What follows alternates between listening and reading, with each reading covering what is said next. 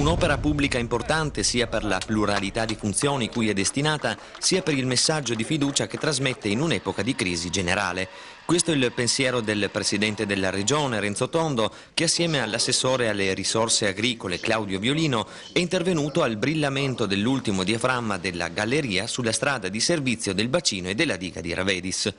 La galleria si è resa necessaria per l'innalzamento del tracciato stradale rispetto a quello originario per consentire il massimo invaso del bacino di Ravedis. La lunghezza complessiva è di 780 metri e la larghezza della piattaforma stradale di 5 metri.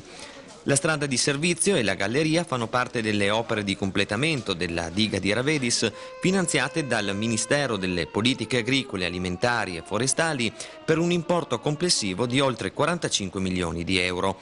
Prima di lasciare la zona, il Presidente Tondo e l'assessore Violino hanno compiuto una visita al corpo della diga, esprimendo viva soddisfazione per l'opera, per le moderne tecnologie usate e per le condizioni di massima sicurezza in cui si sono svolti i lavori.